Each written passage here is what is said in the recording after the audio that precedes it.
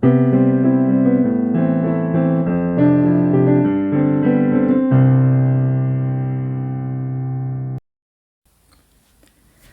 문제 한번 같이 보실게요. 1번.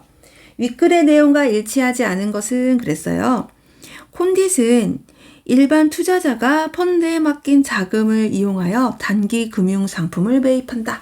네, 그럴듯하네요. 답은 1번이 되겠어요. 단기 금융 상품을 이 콘딧이란 회사는 아까 그림자 금융 기억날까요? 그림자 금융은 대출 채권을 가지게 되죠. 대출 채권을 누구에게? 콘딧에게 매각해요.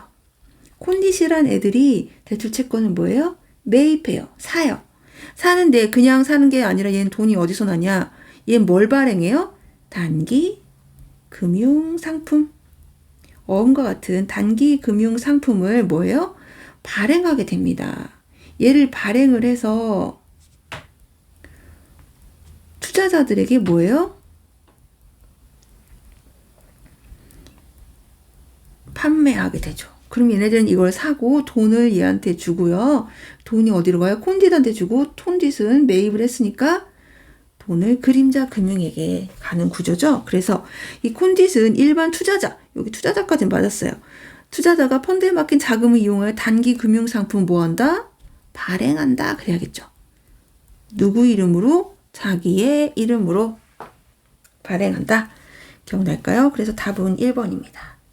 자, 그럼 맞는 거 한번 읽어볼게요. 2번. 그림자 금융에서 은행은 콘딧의 자금 조달을 위해서 신용을 보강해주는 역할을 한다. 아까 얘기했었죠. 이 단기 금융상품은 그럼 뭘 믿고 사느냐. 신용도를 보증하기 위해서 누가? 일반 은행이 신용도를 보증해준다. 그럼 투자자들이 그래 얘 믿을만 하구나. 은행이 보증했어. 라고 하면서 얘를 단기 금융상품을 사게 되겠죠. 맞겠죠? 그림자 금융은 대출 채권을 만기까지 보유하기보다는 대출 채권을 만기까지 보유하는 것은 뭐예요? 일반 전통적인 은행이 되겠죠. 신종증권, 아까 신종증권 뭐예요? 단기 금융상품을 만들어서 시장에 매각, 판매한다. 맞습니다. 신종증권은 트렌칭 기법을 통해서 상위 트렌치의 원리금 회수 확률이 하위 트렌치보다 높아지게 한다. 아까 90%였던 애를 어떻게? 99%까지 만들어서 얘는 아까 90%였던 애를 어떻게 해요? 81%까지 떨어뜨려서 오히려 이 상위 트렌치가 안전하게 보이도록 해서 높아지게 한다. 맞게 되겠죠? 5번 신종증권은 대출 채권을 기초로 발행이 되므로 맞죠? 대출 채권을 얘를 기준으로 얘를 만들게 돼요. 신종증권이 가지는 위험의 총량은 증권화로 인해 바뀌지 않는다, 변하지 않는다. 맞죠? 다만 뭐가 된다? 총 위험은 같지만 구조만 변경시키는 것이다. 아까 이야기했습니다. 자, 2번 한번 보도록 할게요. 2번은 또 뭐가 엄청나게 길게 되어 있네요. 자, 2번도 한번 보기가 중요해요. 보기를 한번 읽어보도록 할게요. 윗글을 바탕으로 적절한 것은 그랬습니다. 보기. 상관관계란 또 다른 내용 같아요. 상관관계가 무엇이냐 설명하고 있네요. 서로 관련이 있냐 이거죠. 하나의 확률 변수가 움직일 때 다른 확률 변수가 어떠한 형태의 직선관계를 가지고 선형적으로 움직이는지 정도를 의미하면 어떻게 이렇게 써 있어요. 자, 상관이 있냐 없냐 그런 것을 얘기한다. 자, 이를 지표화, 이를 어떻게 표시로 한 것을 뭐라고 한다? 상관계수라고 한다. 자, 그러니까 상관계수는 얼마큼 상관이 있느냐 이것을 표시해주는 어떤 숫자 같은 거다라고 생각하면 될 것 같아요. 자, 상관계수가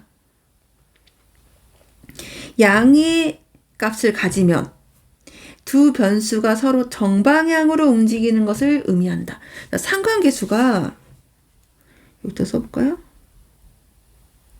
상관계수가 양의 값을 가지면 어떻게 해요? 두 변수가 서로 뭐예요? 정의 관계로 움직이는 것을 의미한다. 그러니까 한마디로 말하면 하나가 A 증권이 부도 났어요? 그러면 어떻게 해요? B 증권도 부도 나요. A 증권이 전부 회수됐어요? 그럼 B 증권도 회수돼요. 왜냐하면 같은 방향으로 움직인다는 거예요. 이 정이라는 것은. 부도면 부도, 회수면 회수. 그러니까 같이 간다. 이렇게 보시면 될 것 같아요. 두 번째, 여기서 말하는 음의 값을 가지면 그러면 음의 값을 가지면 아까 여기서 뭐라 했어요? 역의 방향으로 간다? 그럼 반대로 간다는 거예요. A가 부도 났어. 그럼 얘는 반대니까 얘는 회수. B 증권이 회수, 아이고. A 증권이 회수가 됐어요. 그럼 B 증권은 역으로 관계니까 부도. 이렇게 된다는 거예요. 서로 반대로 간다는 거예요. 이것을 상관계수 여기서 설명을 하고 있네요. 자, 이 내용입니다. 정의 관계다? 그럼 같이 간다. 역의 관계다? 그럼 너랑 나랑은 절대 만날 수 없어. 내가 회수면 너는 부도. 내가 부도면 너는 회수. 이렇게 간다는 거예요. 자, 상관계수는 마이너스 1에서 1까지의 값을 플러스 1까지 값을 가지는데 상관계수가 0의 값을 가질 경우에는 그럼 0은 무엇이냐? 두 확률 변수 관계 간에는 아무런 상관관계도 존재하지 않으며 이들을 서로 독립이라고 한다. 아까 앞에서 우리 그 사문단에서 예를 들었잖아요. 두 채권들의 부도사건은 서로 독립이다. 이게 바로 상관계수가 0이다 라고 보시면 될 것 같아요. 자, 여기서 여기 부도사건은 서로 독립이다 라고 하는 건 뭐라고요? 상관계수가 뭐다? 이 2번 문제에서 말하는 상관계수는 0이다 라는 말과 같다고 보면 될 것 같아요.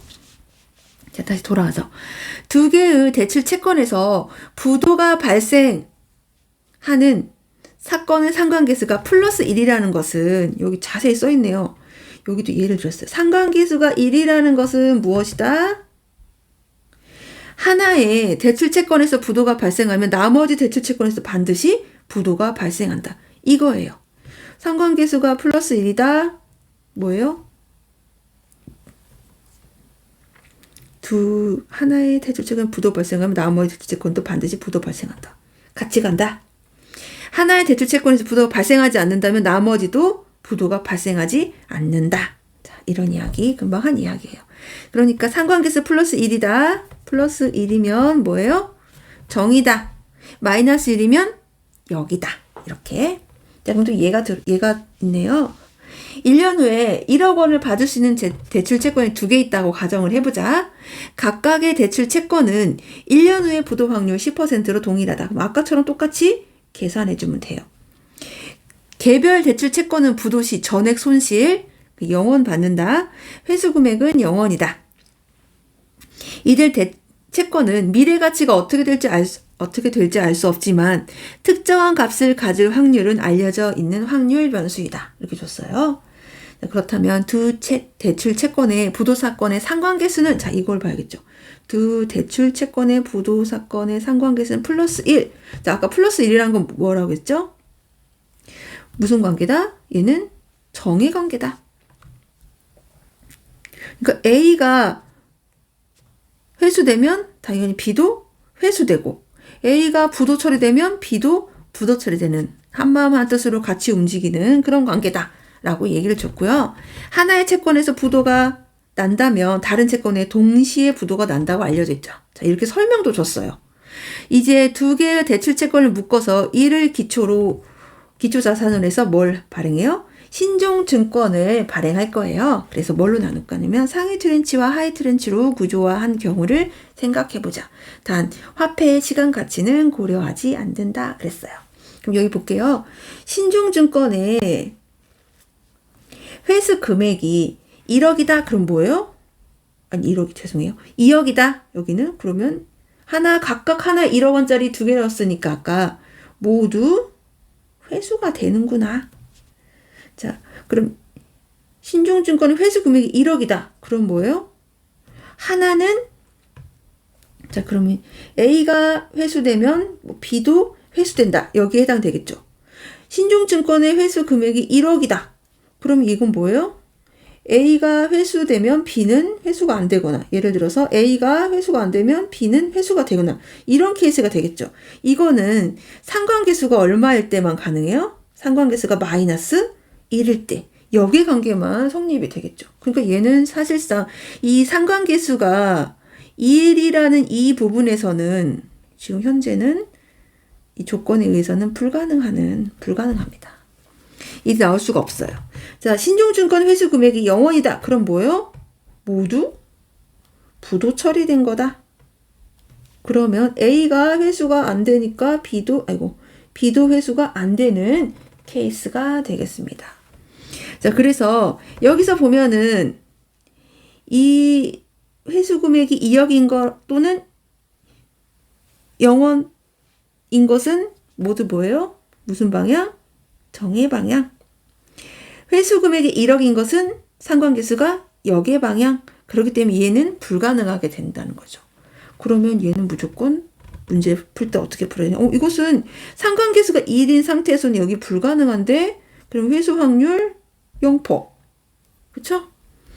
상해 트렌치도 0.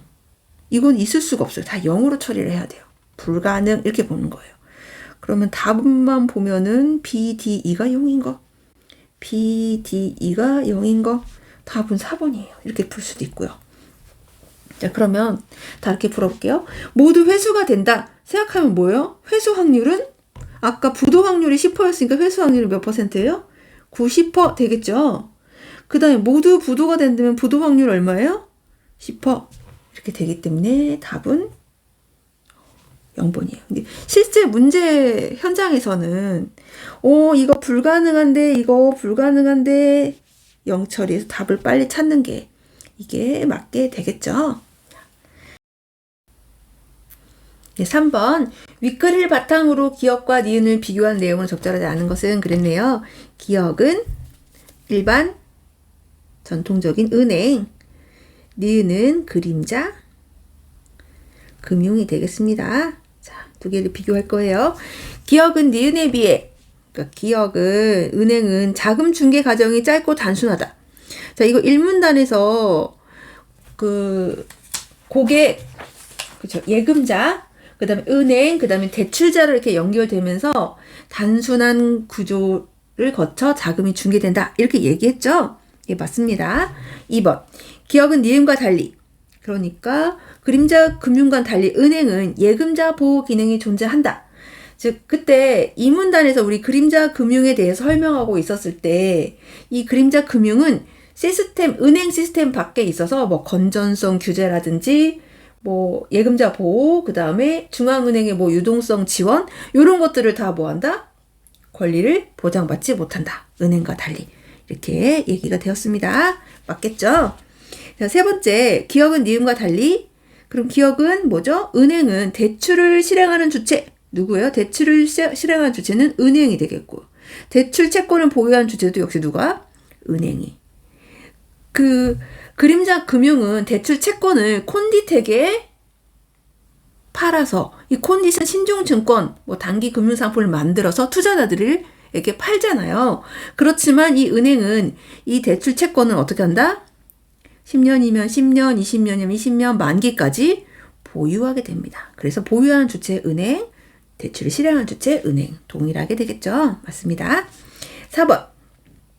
니은 도입 초기에는 그림자 금융의 도입 초기에는 은행에 대한 보완적인 역할을 수행하면서 긍정적으로 평가되었다. 5문단의 내용이 이런 내용이죠. 5문단 내용은 그 은행 아니고 그림자 금융이 막 금융산업의 막 어떤 혁신으로 막 기여해 온 것으로 평가를 했는데 2008년 글로벌 금융위기 거치면서 얘네들이 금융위기의 어떤 주범으로 지목이 되고 이런 위험 요인을 어떻게 해야 된다? 재평가해야 된다라고 쓰여 있네요. 자, 이것도 맞습니다. 답은 5번인가 봐요. 그림자 금융은 은행과 달리 그림자 금융은 대출 채권에 대해서 공신력 있는 금융회사의 신용 보강이 필요하다라고 얘기했어요. 자, 보면은 이 그림자 금융은 누구에게? 대출자에게 뭘 해주고? 대출을 해주고 얘는 뭘 받아요? 대출 채권을 받게 되고 이 채권은 누가 사가요? 콘딧이라는 콘딧이 매입의 주체가 되고, 이 콘딧은 이 채권을 기반으로 해서 뭘 만드냐면은 단기 금융 상품을 만들게 되죠. 이 단기 금융 상품을 누가 사냐면 투자자들이 사는데, 이 투자자들이 얘를 그냥 살 수가 없겠죠. 얘가 믿을만해야 살 거니까 이 상품에 대한 어떤 신용을 보증을 해주는 거예요. 누가? 은행이. 그래서 대출 채권에 대해서 공신력 있는 금융회사 신용 보강이 필요한 게 아니라 이 단기 금융 상품에 대한 금융회사의 신용 보강이 필요하게 되겠죠. 그래, 답은 5번입니다. 4번으로 넘어갈게요. 4번은 또 하나의 지문 같은 느낌이 좀 드네요. 윗글을 바탕으로 보기를 읽고 추론한 내용으로 적절하지 않은 것은 그랬어요. 자, 정리를 하면서 같이 할게요. 보기 보겠습니다. 그림자 금융의 위험 요인으로는, 그림자 금융의 위험 요인이 있는데, 얘는 경기 상황에 따른 변동성이 높고, 얘는 경기 상황에 따른 변동성이 높다. 이 말은 경기를 많이 탑니다. 경기에 따라 왔다 갔다 한다는 거예요. 경기를 탄다. 경기 상황에 따라 막 변함이 좀 많고요. 다수의 금융회사가 서로 밀접하게 연결되어 있어서 특정 상품이나 금융회사의 위기가 금융 시스템 전체로 확산될 가능성이 높다. 즉, 만약에 위기가 오면은, 부도가 나면은 얘 혼자만 죽는 게 아니라 얘네들이 다 얽히고 설키고 있어가지고 전반적인 회사가 위기가 오고 금융 시스템 전체로 확산될 수 있는 가능성이 높다는 점이 제기된다. 이게 바로 그림자 금융의 위험 요인이래요. 그래서 그림자 금융은 채권 등을 발행하여 조달한 자금에 대한 의존도. 얘네들은 돈을 뭘로 해요? 채권을 팔아서 단기 금융상품을 발행하죠. 조달한 자금에 대한 의존도가 되게 높고, 과도한 레버리지. 자, 과도한 레버리지 뭐냐 밑에 써있죠? 레버리지 한번 볼까요? 자기 자본 대비 부채 비율입니다. 그러니까 내 능력 대비 빚이 얼마큼 있느냐, 그 비율을 레버리지라고 생각하면 될 것 같아요.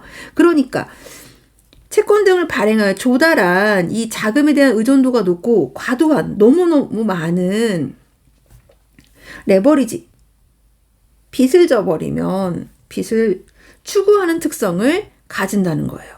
그래서 자금 조달의 경우에는, 그럼 자금을 조달할 경우에는 경기가 호황일 때는 채권 발행량이 막 증가해요. 그리고 불황일 때는 채권 발행량이 막 감소하는, 그러니까 좋을 때 증가하고 나쁠 때 떨어지는 경기 순응성을 가지고 있다. 자, 자금 조달의 경우에는 뭐가 있다? 경기 순응성을 가지고 있다. 이따 다시 정리를 할게요. 한편 대출 채권의 부도 확률은, 이 부도 확률은 그러면 어떤가 한번 볼까요? 경기에 따라서 경기가 호황일 때는 낮아져요. 불황일 때는 높아져요. 반대로 가죠. 좋을 때는 나빠지고 나쁠 때는 좋아지는 뭐다? 경기 역행성을 가지게 됩니다. 당연하겠죠. 부도 확률은 경기가 안 좋으면 부도 확률은 높아지게 되겠죠.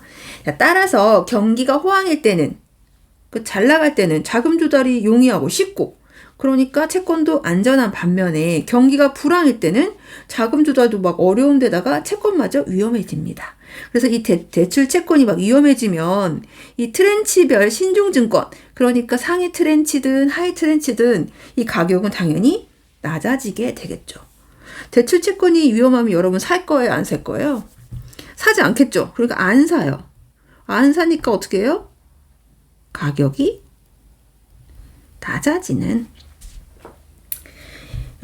낮아지게 되겠죠. 자, 이 경우 그림자 금융은 자금 조달도 어렵고 운영 양면에서 압박을 받아 위기에 처하게 되고, 이런 위기가 혼자만 그런 게 아니라 다른 금융회사로 연쇄적으로 망할 수 있다는 거예요. 이어질 경우에는 시장 전체의 불안으로 확산될 수 있다는 게 바로 이 그림자 금융의 위험 요인이라는 거예요. 이런 요인은 그러니까 한마디로 말하면 경기 상황에 되게 많은 변동성이 크다. 경기에 따라서 너무 달라진다. 이런 내용입니다. 정리 한번 해보도록 할게요. 자, 그림자 금융에서 첫 번째 아까 자금 조달 자금 조달일 때 이따 문제 나오면 좀 확인을 할게요. 호황일 때는 채권의 발행량 어떻게 해요? 경기가 아주 좋아요. 그러니까 채권은 엄청나게 발행이 되겠죠? 얘가 증가합니다. 근데 불황일 때는 채권 발행은 당연히 감소하게 되는 거죠. 그래서 좋을 때 좋아지고 나쁠 때 나빠지는 이런 상황이 바로 뭐냐? 경기 순응성이다. 플러스 플러스 마이너스 마이너스 이렇게 가는 거예요. 경기가 순응성이다. 같이 간다. 같은 내용으로 간다. 이렇게. 두 번째, 그렇다면은 채권이 부도날 확률은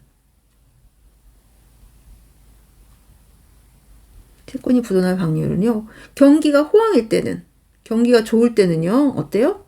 부도 확률은 낮아지겠죠. 떨어집니다. 이렇게. 그 다음에 경기가 불황일 때는, 안 좋을 때는 이 부도 확률이 어때요? 부도나기가 쉽겠죠? 돈이 안 도니까 높아집니다. 플러스가 돼요. 플러스일 때 마이너스가 되고 마이너스일 때 플러스가 되는 이러한 상황이 바로 뭐냐면 경기 역행성이 되겠어요. 이걸 잘 정리해 둬야 마지막 문제를 풀 수 있을 것 같아요. 자, 여기까지 잡았죠? 그러면 다시 밑으로 넘어가겠습니다. 이에 따라 규제 당국은, 자, 규제 당국은 뭐 정부가 되겠죠. 이 정부는 이렇게 해서 연쇄 도산할 될 수 있는 위기, 뭐 연쇄 도산할지도 모르는 이거를 그대로 두면은 안 되겠다 싶어서 정부가 뭔가를 합니다.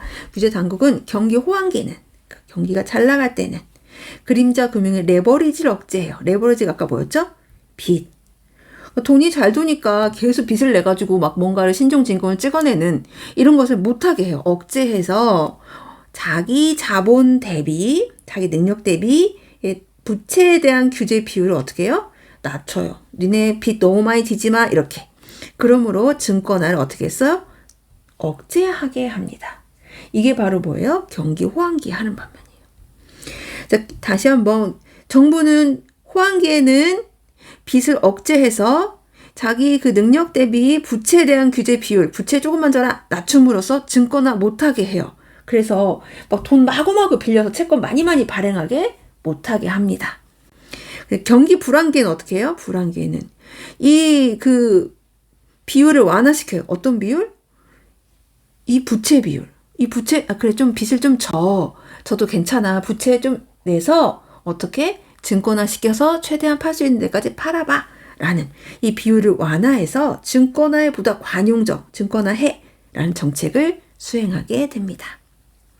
자, 이와 더불어 이런 것을 좀 컨트롤하고요, 정부가. 이와 더불어 규제 당국은 또 정부는 금융회사가 보유하고 있는 자산에 대비한, 그러니까 자기 자산 대비한 자기 자본의 최소 수준인 규제 비율을 높여서 손실 흡수력을 강화함으로써 대투채권과 같은 자산의 부도로 인해 금융회사가 부실해지는 경우를 방지하고자 합니다.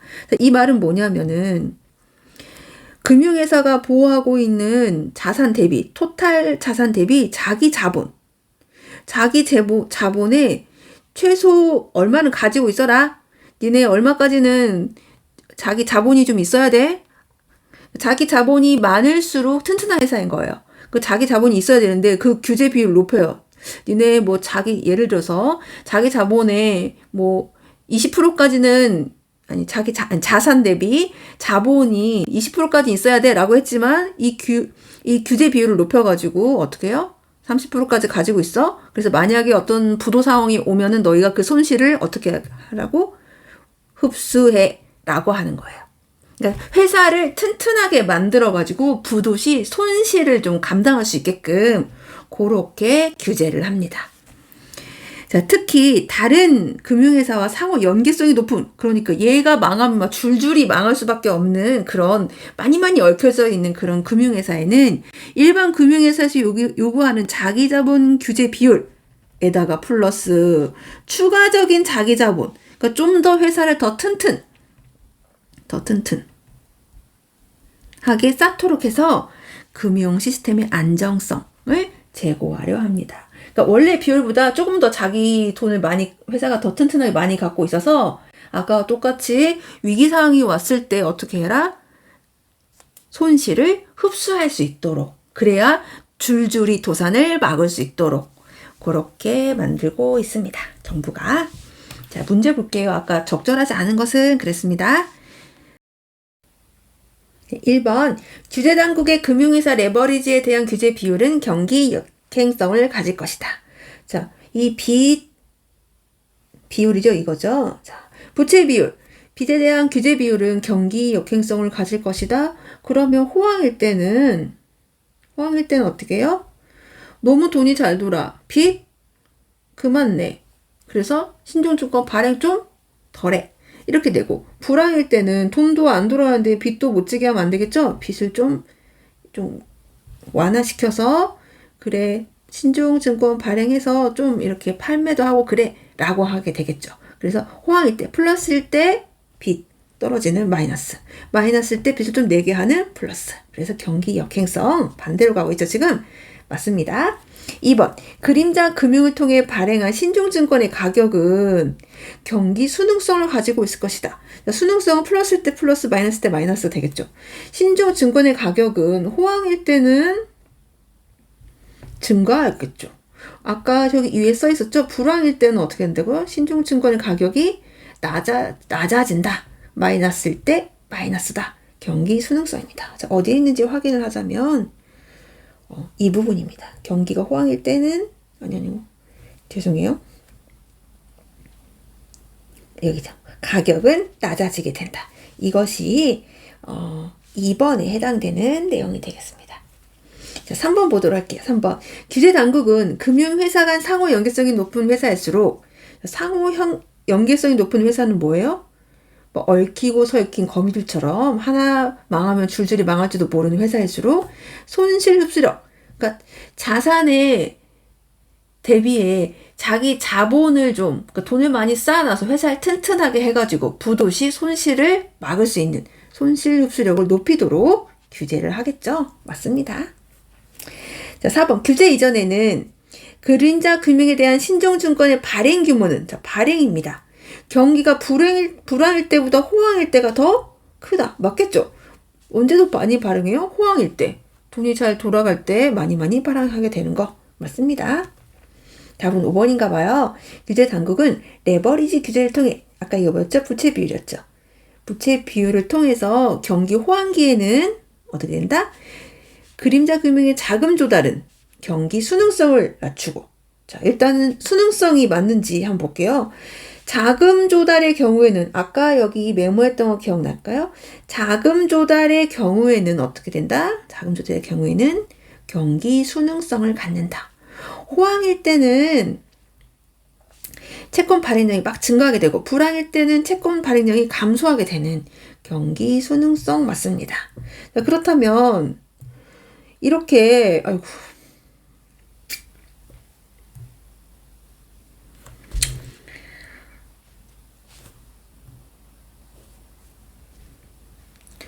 5번 규제 당국은 레버리지 규제를 통해서 경기 호황기에는 그림자 금융의 자금 조달의 경기 수능성을 낮추고 자 일단은 여기서 자금 레버리지 규제 그러니까 빚을 규제할 때 호황기에는 자금 조달의 경우 경기 수능성이 맞는지 일단 먼저 볼게요. 자 우리 그때 메모했던 거 아까 한번 확인해 보면 이 자금 조달의 경우에는 호황일 때는 채권 발행이 막 어떻게 된다? 늘어나고 불황일 때는 채권 발행이 감소되는 무슨 성? 경기 순응성을 가지게 됩니다. 자금 조달은 뭐다? 경기 순응성이다. 그럼 이 자금 조달의 경우에 경기 순응성 맞아요. 그런데 이 경기 순응성을 낮춘다. 이거 뭐예요? 컨트롤한다 그거예요. 너무나 경기가 잘 돌아갈 때 많이 막 빚을 내 가지고 돈 많이 빌려서 채권을 막 발행하지 못하게 좀 낮추고 컨트롤하고 이 불황기에는 어때요? 경기 역행성 아니죠. 경기보다 순응성입니다. 경기 수능성을 어떻게 해요? 낮추고자 할 거예요. 그러니까 호황기일 때 마구마구 발행하는 것을 약간 눌러주고 너무 그렇게 많이 하지 마. 빚 내가지고 채권 발행하지 마. 이렇게. 불황기일 때는 막 발행도 안 하고 땅 꺼지고 계속 막 아래로 내려가는, 불황기일 때는 계속 발행도 안 하고 좀 더 망해가는, 이것도 컨트롤 할 거예요. 이게 무엇을 한다? 빚으로 한다. 자, 맞겠죠? 그래서 수능성은 낮추고 이렇게 되는 거예요. 그러니까 자금 조달의 경우에 무조건 경기 수능성, 역행성이 아닙니다. 그것을 어떻게 한다? 빚을 통해서 컨트롤한다. 이렇게 보면 될 것 같아요. 답은 5번이 되겠습니다. 자, 그림자 금융 다 문제 풀어봤고요. 전체적인 흐름을 좀 이해를 하고 문제를 풀면은 좋을 것 같아요. 몇 번 반복을 좀, 이해가 안 되면 몇 번 반복을 하도록 하는 게 좋을 것 같아요. 자, 여기까지 오늘도 수고하셨어요.